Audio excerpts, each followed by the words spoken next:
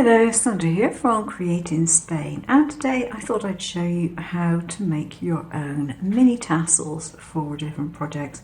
I've noticed that they are quite trendy at the moment, put on keychains and things like that, and maybe on cards and scrapbook pages. However, when I looked to buy some in our local shops, I really couldn't find any that I liked the look of, and I thought, well, yeah, it can't be that difficult to make your own, can it? So I thought about it and came up with a relatively easy way to do it.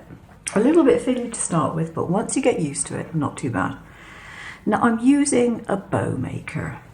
If you don't have one, but you have someone who's quite handy with woodwork, it shouldn't be too difficult to make something like this, because all it is a base with a few pegs in it.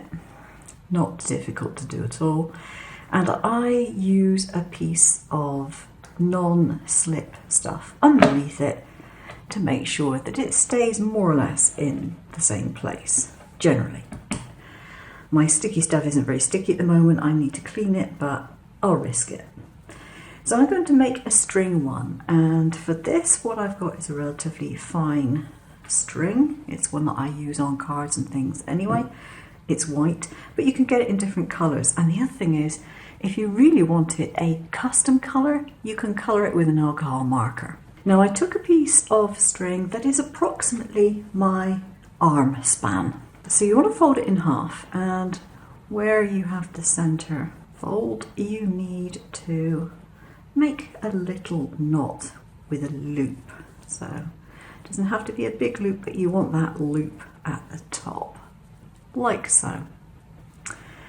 What you then want to do is to tie it around your bow maker for the size that you actually want. You want to tie this in a knot at this end.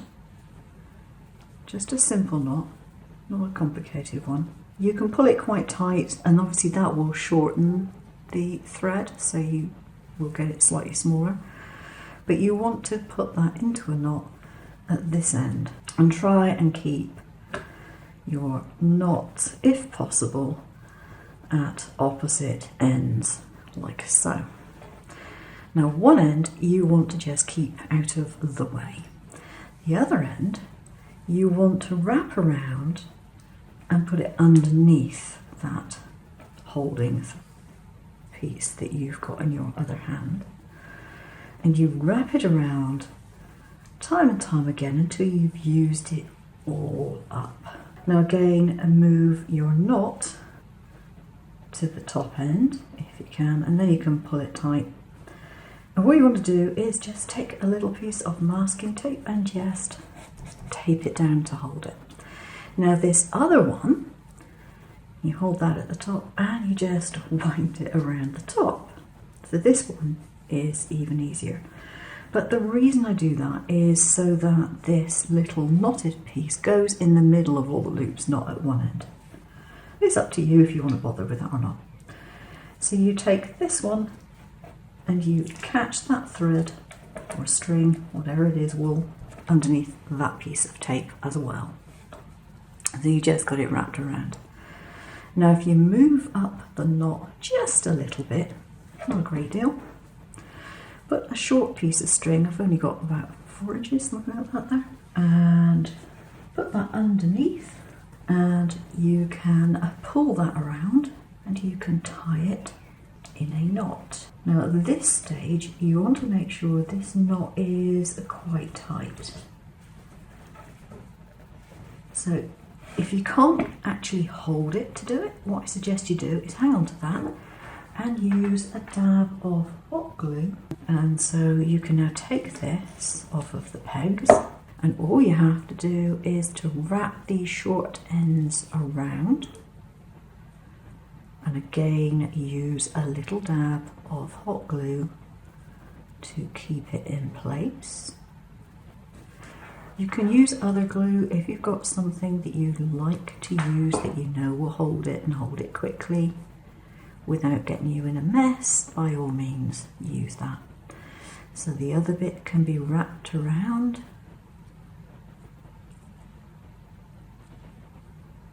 like so. And again, tiny little dab of hot glue under there, and that's going to keep that in place, and you won't see the glue anyway. Now, the only thing that you have to do is to trim your loops. Now, bear in mind you've got a knot in there somewhere. Okay, so if you actually cut through the knot, you won't be shortening it too much. All right, and the rest of them, you can just pull on the loop and cut like so. I think I've got them all there. When you've done that, trim off any loose ends, and you have your tassel. Easy peasy to do. So now you can make tassels to match the project that you're making rather than make the project to match the tassel, which from my point of view is considerably easier. Now obviously the longer the piece of string or wool that you use, this is just a decorative glittery wool, the thicker and heavier the tassel will be. And if you want to make really, really large tassels, then I suggest you get yourself a big piece of wood and a couple of dowels, and you can use that. Now the advantage is that this is a bow maker, so you can use it to make bows. You can make one of these up yourself if you need to, if you've got someone who can do woodworking. And again, you know, with the big one, if you want to make a really big one and use that for Christmas bows, for the Christmas decorations and things like that, you can. It's such a simple thing, but it does help you make this kind of thing far more easily. So there we go, that's how to make your tassels. I hope you found that fun. I'll see you again soon. Take care now.